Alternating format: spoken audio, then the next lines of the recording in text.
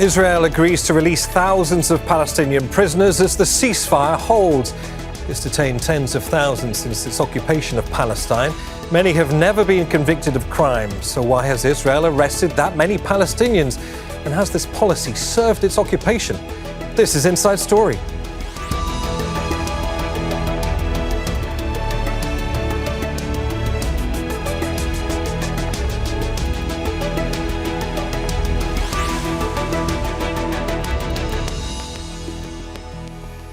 Hello, welcome to the programme. I'm Neave Barker.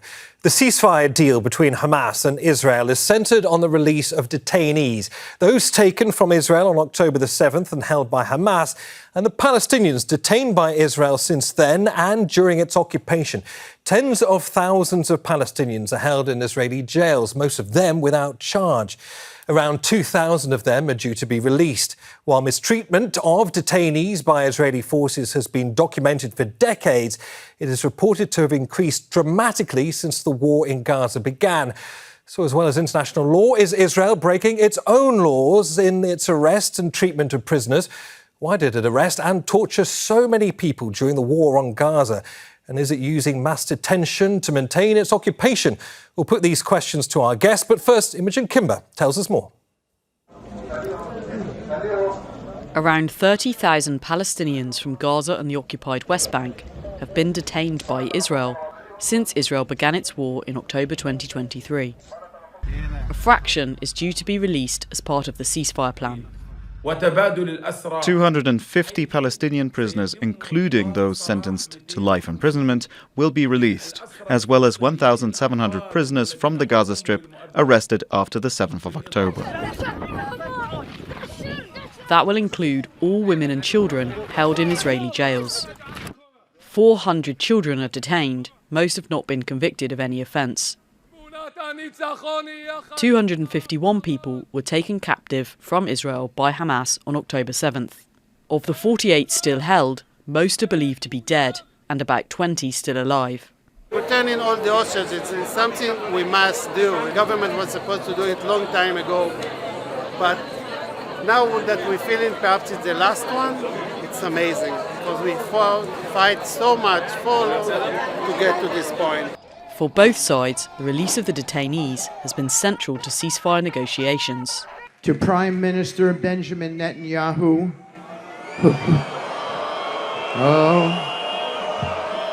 Israeli Prime Minister Benjamin Netanyahu has faced harsh criticism at home for not prioritising the release of the Israeli captives. For Hamas, one of its central demands during negotiations from November 2023 onwards was a prisoner swap. Before the war, at least 10,000 Palestinians were being held in Israeli jails. Over several days, around 2,000 have been released. But more people were arrested. They included more than 200 journalists and around 360 medical staff. The director of Gaza's Kamal Adwan hospital was arrested, and his lawyer says he was tortured.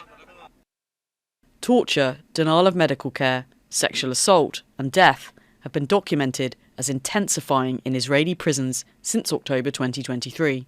Torture and beating and humiliation, everything you can imagine. They left us under the rain, they kept us naked, they threw us in the water, electricity used against us. However, this is not new. Torture, solitary confinement and arbitrary arrests have formed part of Israel's policies during its occupation of Palestine for decades. Imogen Kimber, Al Jazeera for Inside Story.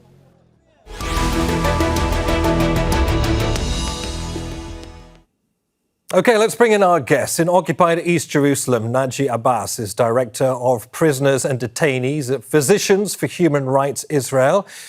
In Ramallah, Ubai Al-Aboudi is Executive Director of the Bisan Center for Research and Development and was held in Israeli administrative detention without trial.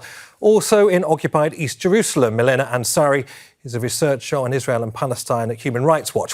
Welcome, all three of you, to Inside Story. Many thanks for joining us. So at the time of recording, it's our understanding that in return for the Israeli captives in Gaza, Israel will release around 2,000 Palestinian prisoners, including 250 serving life sentences and hundreds of men, women and children seized from Gaza and held without charge. Ubai, according to Amnesty International, cases of detention without charge or trial and torture were already at a 20-year high before October the 7th, 2023. But that date, of course, saw a huge level of violence increase. The abuse and deaths in custody rocketed. Ubai, you know what it means firsthand because you were previously held in Israeli detention. Walk us through the most striking observations of before and after October the 7th.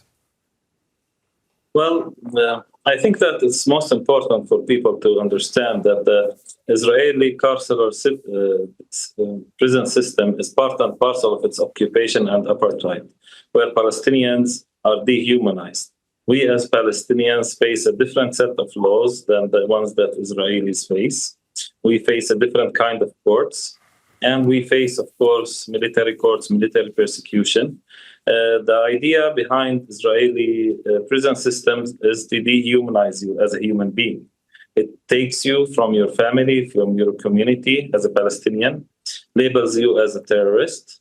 They have one of the highest conviction rates in the world, and even if they do not convict you, they put you on administrative detention, as many of our Palestinian people have been through. And and then they put you through a system that you are criminalized, you are detained in inhumane condition, and this was even before October 7th. Before October 7th, there was hunger, there was torture. There have been Palestinians that have been beaten to death by Israeli prison services or security apparatus, and this actually exasperated after the 7th of October. This exasperation, we saw that any kinds of checks and balances that the Israeli government or Israeli judicial system had on minimum standards were all gone. You could actually see the difference in the situation of prisoners, that they were starved. When they went out of prisons after October 7th, they were severely starved, malnutrition, wide cases, reports of sexual violence against Palestinian prisoners, especially male detainees. We were talking also about cases where Palestinians were beaten and tortured to death have increased. And as a Palestinian, you always have this ghost, I would say, or this guillotine hanging over your head that at any moment, any Israeli officer can decide to arrest you as a Palestinian, put you on administrative detention, and you would have no rights and no means to resist that or even to claim any kind of protection from this kind of system. Ubai, we will drill down into some of these many details as the conversation continues. But turning to you, Naji, among those set to be released are Gazan health workers, civilians, civil defence members, men and women, teens, many stripped and blindfolded and arrested en masse and transported then into Israel. But can we assume also, Naji, that Israel has a large number of bodies in its possession too? What more do we know about those who are arrested and of those whose bodies may now be returned, Naji? First of all, it's not some of them are civilians. All of them are civilians. The 1,700 who are going to be released, all of them are not charged with anything. So we think that all of them are civilians, minors, as you mentioned, healthcare workers, old people, sick people, academics, so all of them, not part of them. Regard the bodies, it's a very big issue that we don't know much about it, because since October 2023, Israel kidnapped hundreds of bodies from inside Gaza, but also they arrested hundreds and thousands of people who just disappeared, who till now, after 2 years, after 1 year, we don't know what happened with them after the arrest. And what we suspect that they were killed while in custody. And till now, we don't know. So those bodies, we don't know actually the exact number of the bodies which will be released, but we don't know who are these people and what happened with them. If they were killed inside Gaza and their body were brought to Israel, or they were killed inside detention facilities, we don't know much, because the Israeli army since October 2023 operated regard detention in an official policy called forcible disappearing. They blocked all the information for more than a half a year regard detainees from Gaza. We didn't know anything, not us and all the human rights groups and even the Red Cross. Till now, they are blocked. They don't have access to any of the information that is needed to locate people, to know how they are doing, where they are arrested, why they are arrested. We don't know much. So our fear that hundreds of these people were killed while in detention. Turning to you, Milena, what Naji's explained clearly there is that there's been a deliberate blackout of information by the Israeli authorities when it comes to the names, the identities, the people who were taken by the Israelis and have been forced to experience all manner of horrendous experiences at the hand of Israeli forces. I wonder what purpose that solves, how that serves the occupation, on top of the so-called use of administrative detention without charge or trial that can be renewed indefinitely. I wonder if you can walk us through how all of this serves Israel. Yeah, well, it's really important to echo Ubai over here, because when we talk about the number of Palestinian detainees, it's primarily as a result of the separate criminal justice system that Israeli authorities maintain in the occupied territory, whether it's the West Bank or if it's the Gaza Strip. This is part of the crimes against humanity that Israel is still committing and ongoing of apartheid and persecution. So it feeds into the whole to maintain domination, and there is systematic oppression. And you know, as mentioned, the use of torture, Israeli forces or Israeli authorities in general have systematically used torture during interrogation. You know, for Human Rights Watch, we've documented systematic torture from 1994 up until today. But what we're seeing now, there is a sense of revenge. The number of Palestinians that are being taken arbitrarily without charge, without trial, and the treatment inside detention does reflect how Israeli officials and Israeli forces do treat Palestinians. You know, when you have someone like Minister Ben-Gvir, who's an extremist, racist Israeli official, calling and moving the Israeli parliament, the Knesset, in order to execute the death penalty against Palestinian detainees. And when you have absolutely zero accountability to torture and deaths of Palestinian detainees in Israeli custody, you see a culture of impunity where a prison guard can do whatever they want. Let me remind you, a year ago, or not even a year ago, there was a case of 9 Israeli soldiers who raped a Palestinian detainee. And up until now, there hasn't been proper prosecution or accountability. On the other hand, we've seen Israeli officials like parliamentarians and ministers say, hands off our soldiers, they get to do what they want to Palestinian detainees. So this is actually the problem, the lack of impunity, the cycle of violence, and really emphasis that when we talk about the numbers that are being released or what we know of, I would say, thankfully, Palestinian families will see some kind of relief. They had absolutely no information about the detainees for all of their detention. Milena, I wonder if we can quickly draw attention to the detaining of children, Ubai, as well, because I think this is probably one of the most stark and shocking examples of the use of Israeli authority to impose their will upon the most vulnerable in Palestinian society. But according to the Israeli Prison Service, the number of children currently in administrative detention reached an all-time high in Israel this year. Those who've gone through the process, some of them in their early teens, talk of being stripped and interrogated. In many cases, Palestinian children held in administrative detention go weeks without seeing a lawyer. Ubai, how and why is Israel able to detain so many children? Well, I think this is the Israeli uniqueness, that it is not held to the same level and account of international law and humanitarian norms as any other country around the world. This is what has enabled actually the genocide and the de-childing policy that it carries out. When we are talking about children as young as 7 years old, sometimes detained, and we are talking about children that as young as 12 years old tried as adults and it's given long-term sentences. When we are talking about cases where children are raped by Israeli prison services or enabled through them, those have been documented, well documented by human rights organizations. I would like to remind everyone that when DCIP, the Palestinian Defense for Children International, Palestine, raised a case with the U.S. State Department, a documented case of raping a child by Israeli prison services, or under the custody of Israeli prison services. The Israeli response was to raid DCIP offices and Bisan offices and declare the organizations as terrorist organizations.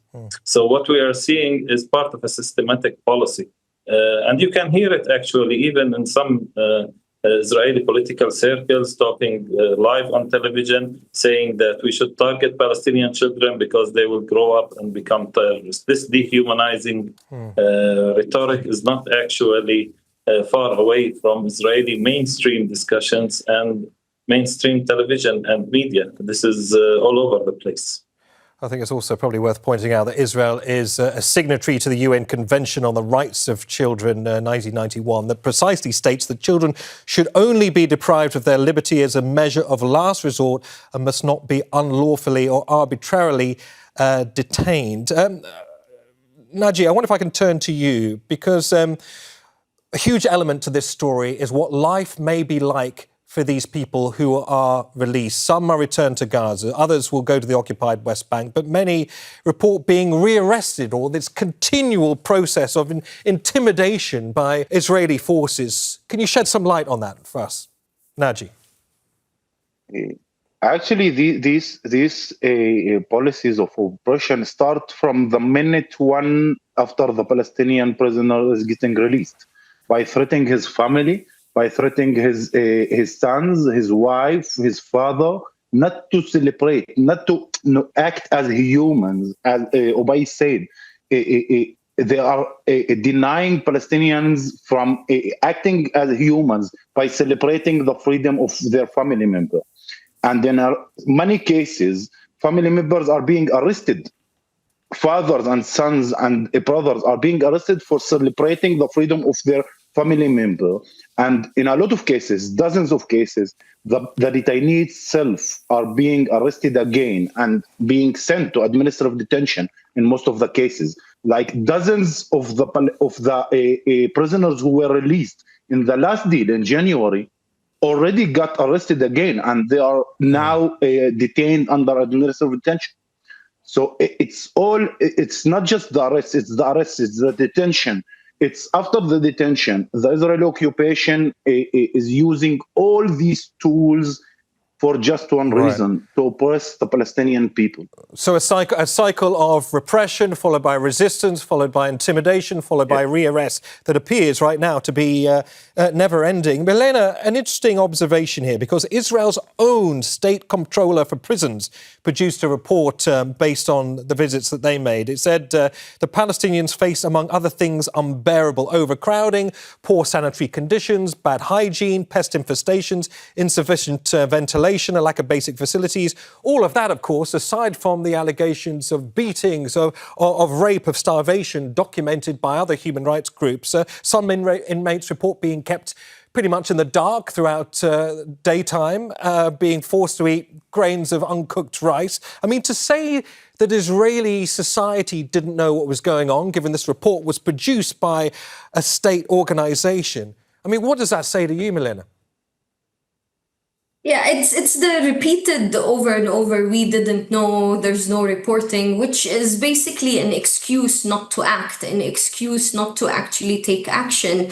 The thing is, at this point, it's Israeli laws and Israeli military orders that are prohibiting such treatment. So it's sometimes very difficult to prosecute or go against these laws and measures in Israeli courts. This is why we have to take it a step further and call for investigations and prosecution at an international level, at the International Criminal Court. What I mean by this, There has been amendments to laws and military orders that give justification to the Israeli military to hold Palestinians without charging them for prolonged periods, without setting them a trial date and all of that. So what we need to understand, it's the system, the root cause. The root cause is there's an intentional policy to keep Palestinians inside prison, and in order to, I'm not sure what exactly the intention is, but from what we're hearing from the released Palestinian detainees, whether women, children, elderly, even healthcare workers who were illegally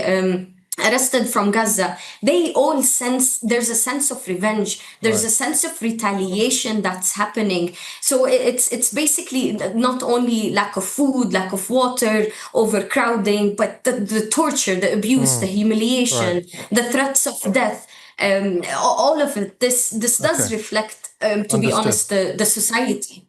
Thank you for that, Milena. In that case, Ubai, where does that leave our hope of finding justice if indeed this is the start of the beginning of Israel's war, the start of the beginning of the end, rather, of Israel's war on Gaza? I mean, given that we've heard about the horrendous treatment and torture of Palestinians before and after October the 7th, 2023, I mean, do you imagine we will see a time where we will bring Israeli soldiers, prison guards accused of rape, torture and cruelty to justice within Israel? We know that the law does apparently still work. Milena mentioned it earlier after the arrest of 10 soldiers last year following that brutal gang rape of a Palestinian prisoner. That, of course, was caught on video. How important is it, Ubai, for these cruelties to be brought to justice in Israel and internationally?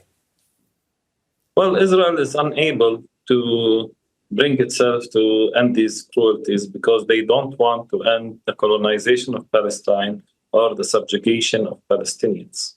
If they wanted to end that, then they would have to hold their own political, not just military, not just security apparatus, also to account, because the Israeli government has enabled all of these violations.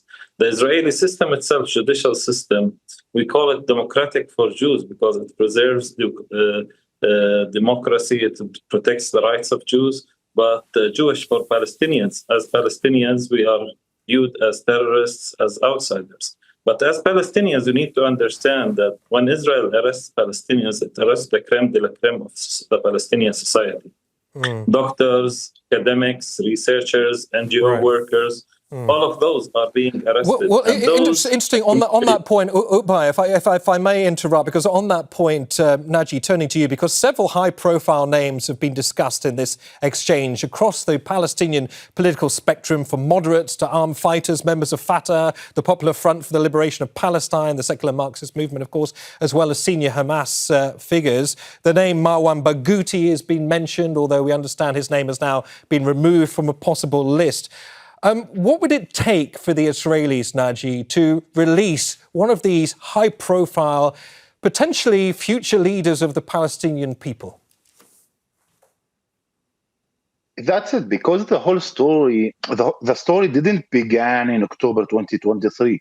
We are speaking about a colonialization, about occupation that's going on for decades.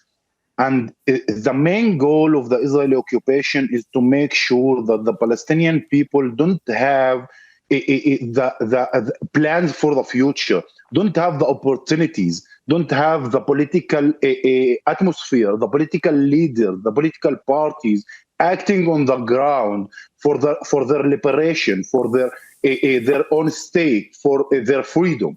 That's the main goal of the arrest, of the detention, of killing Palestinians on the street, killing Palestinians under custody. The main goal is to oppress the Palestinian people and to deny them from their freedom.